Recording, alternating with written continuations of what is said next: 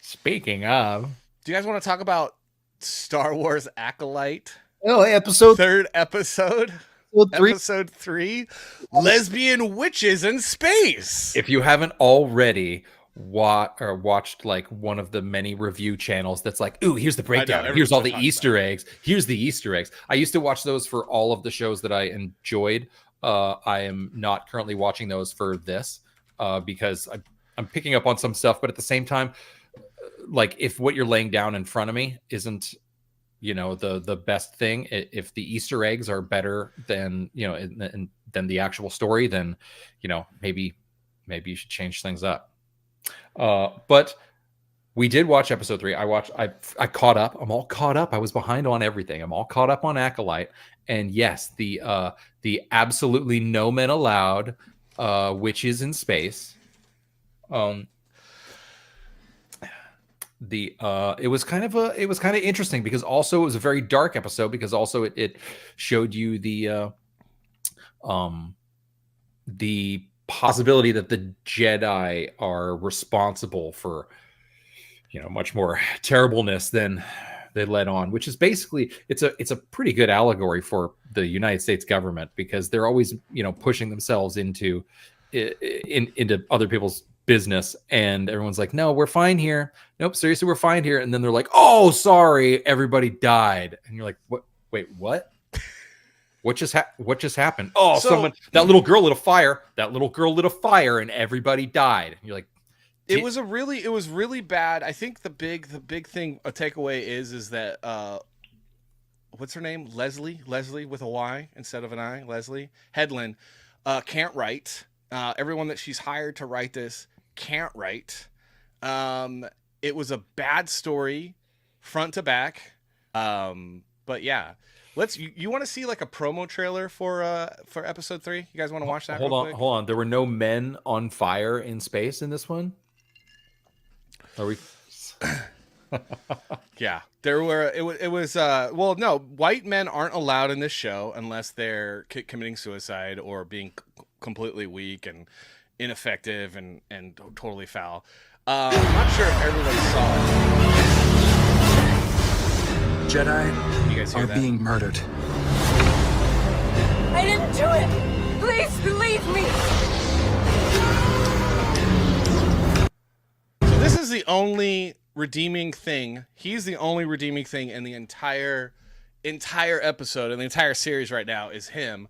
This guy, I can't remember his name, Lee something he was in Squid Games on Netflix. It's just a shame, dude. It's really a shame that he's in this because it's so bad. Oh, here's our one white guy. Our one white guy who's completely frail, weak, and I'm thinking a homosexualist. But it's also leaning towards that he is the actual reason that all of these people died. Yeah, of course, it's the white guy. It's always the white guy's fault. Yeah, more thoughts on that.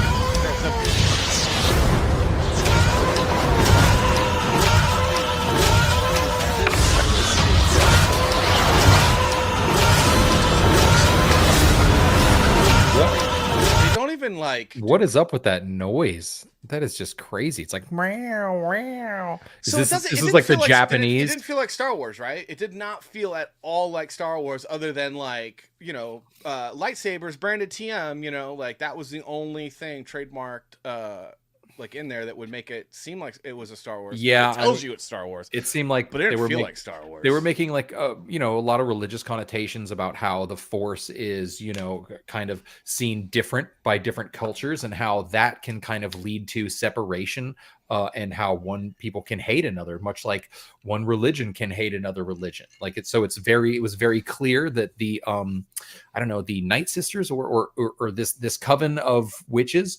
They were very clear about like, oh, some people call it a force and you can wield it, but we know that the thread and you know, they break it down to just like anybody you know, in any religion will be like, well, that's cute that you think about, you know, with your God and all, but I know that our God is, and it was just fundamentally like, why does it always have to go back to this? Why do people always have to be so stupid? Why do the same tropes always have to be the issue between these cultures? I realize that, you know, these things do happen over and over again, but yeah, I mean, write something different, be a little more creative.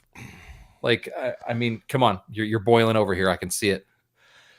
Well, first off, I've said a lot of things, so that first off, not really a thing, but this is a perversion of Star Wars created by a woman who is where she's at because she spent decades protecting Hollywood's biggest pervert. That's number one. I mean, what she's done is she has completely, totally taken the franchise of Star Wars, the lore of Star Wars, the lore of the Jedi, the lore of the galaxy, the lore of the Force, and she's completely twisted it and perverted it.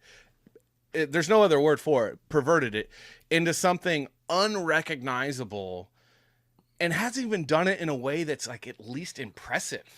It's not even the fact that like what she's doing is perverting the franchise. She's perverting it, and then also it's just bad. It's not even an interesting, engaging story that like, I don't want to watch episode 4. The only reason why I'm going to watch episode 4 is because everyone's going to be talking about it and we should be talking about it because this is like a pop culture show or whatever. But it is so terribly bad. And I'm sorry. The only way that this is made, they put the money, the only reason why they put as much money into this, because I saw a tweet the other day, like yesterday, where they put like 5 times as much money into this than they did Godzilla -1. Yeah, so I did see something like that. Which is just, so what I'm thinking, honestly, what I'm thinking, and you, I mean, you heard it here this first, is also guys. multiple short movies instead of. But still, it's like 15 times the budget or something like that. Ridiculous. But I'm telling you right now, and you heard it here first, like a lot of times, what people don't realize is a lot of times when movies have big Hollywood budgets, Savage knows this because Savage worked in entertainment at E, you know, on the television show E for years, and I worked in our Extra. It was Extra. E Extra. There's an E. Everybody's gotten it wrong my entire career, so don't feel mad at all. And I worked in entertainment advertising in Hollywood, and you know, my parents worked background for years. Like I've had, you know, friends and family in the entertainment industry, and everyone knows that's worked in the entertainment industry that oftentimes films with giant budgets that don't do really well, oftentimes that's a tax write-off. It's a money laundering scheme, essentially. It's a way. And what I'm thinking is that this is Leslie Headland's doing that to everyone in Star Wars fandom because she hates you. She hates men. It's very obvious she hates men. But she hates you. You. Specifically. So are we, I don't know, the chat, I've been kind of, I've been a little busy. I stepped away from the chat. Or is the chat in agreement? Are the fans of this franchise, Star Wars, whatever's left of it, are the fans in agreement that this is like an earlier version of some of the Night Sisters or an earlier faction of the Night Sisters? Because the Night Sisters from Ahsoka, which is also terrible. From Ahsoka, or from the Clone Wars. I mean, they've been around. I started watching Ahsoka, and I have to say, fuck Dave Filoni. You said last week, oh, they should keep. No, fuck that guy too. They should fire that guy. Ahsoka's terrible, man. Episode 1 was so. I was like, what is this? Why do I care? Who the hell's Ezra? This is the most boring crap I've ever seen in my life. Do you guys not know how to write an engaging story? Like, good Lord. Well, it's always this nuance, like, ooh, are they bad? Are they good? Ooh, and it's like, it's boring, dude. It's not even interesting. You know what would be good? I'd rather have one-dimensional characters running around knowing that this is the bad guy, this is the good guy, some crap's gonna happen, and we need to stop it, is way more engaging than all this nuance, like, ooh, will they, won't they? Are they bad? Are they good? Ooh, it's a Mandalorian. Ooh, but they're a Jedi, but they have a Mandalorian helmet. It's like, no one cares! I don't care! It's stupid! Yeah. So pisses me off. It's I mean, I think that because of what he did with Clone Wars and because of the stories that he brought and the the stuff that he that was later done in Rebels, that made Ahsoka possible. It like he fleshed out the character of Ahsoka. She wouldn't even be a character in the Star Wars universe right now were it not for Dave Filoni. And some people may not think that she's like the best character ever, but I think if you actually watched all the Clone Wars episodes, you'll see how deep he actually went, and the relationships and the how connected she is to Anakin, and how important that is to some of the later things, some of the various other things that happen later. It is confusing if you haven't watched Clone Wars and Rebels to start to watch Ahsoka, and they're talking about all these people and there's random Easter eggs and stuff that you're like, I have no idea what any of this stuff is. Well, did I miss it could be like me who doesn't remember, because I don't, I'm not one of those people that like holds on to all this information. Like, I don't have enough room in my brain for everything. Okay. And Star Wars gets pushed out because Lord of the Rings is way better than Star Wars. F you, fight me. I don't care. But Low Watermark's we'll get got to a that perfect later. point. Low Watermark's got a perfect point. Gotta love that hero's journey. Exactly, dude. It's like George Lucas was taught by Joseph Campbell. Joseph Campbell was a professor at USC Film. He wrote 2 different books. I think A Hero with 1,000 Faces, which I have over here, and then A Hero's Journey. And right. If you want to tell heroic stories, if you want to tell good, engaging stories, like the classics, Lord of the Rings, the Iliad, all of that, you need to read that book and understand that there's a reason why certain stories just resonate with humans and humanity and others don't. And Joseph Campbell broke that down in both of those books. And George Lucas was a student of that. And that's why we love the original trilogy of Star Wars, because that's what he was basically regurgitating what he had learned at USC Film School.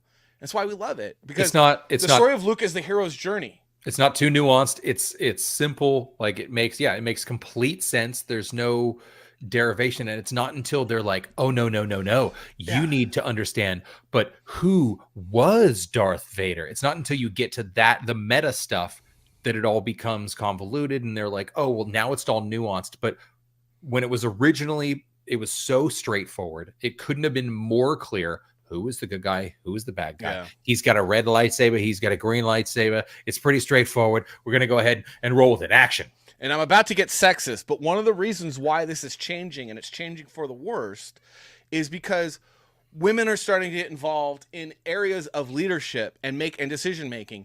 And women are their own worst enemies. They will create the things that they hate because they don't really know what they like. Men, we don't like talking about our feelings. We don't like being emotional. We don't like going deep, and we don't like watching our action movies the same way. We don't care. Like, the reason why Aragorn's so cool in Lord of the Rings, the book, is because he doesn't talk about any of his emotions. He just knows that he's got to do something. He's got to do the right thing, and he goes and does it. And we like that, and men gravitate towards that, and so do women. But women are always like, but I want to know what you're thinking. I want to know what you're feeling.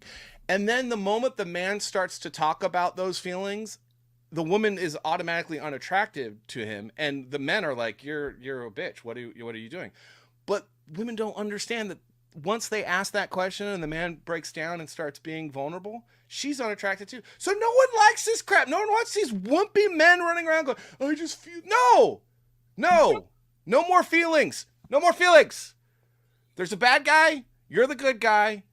Go stop the bad guy. It was it was kind of good when the most feelings where they were like, I feel like I don't want to talk about it. Yeah. And you're like, okay. Everyone likes the strong, like that's why Han Solo is so much better than Luke Skywalker. It was so the old Westerns, like that was actually a major part of the character development of the character's backstory in a lot of old Westerns, is that like the women would be like, oh my God, where are you from? What are you from? And he's like, yeah, I don't really like to talk about it. And like, yeah, that was it. And they were like, oh, I don't talk. And she's like, oh, but your wife was murdered and your children died and your whatever, but I'm here for you. And he's like, don't want to talk about it. Like that was, it's like John Wick. We all love John Wick. And that was a cornerstone revenge films of who they were. Yeah, you get set up. You got John Wick is like, oh, he's got a wife. He loves her. Oh, she's dead. Oh, she gave him a dog.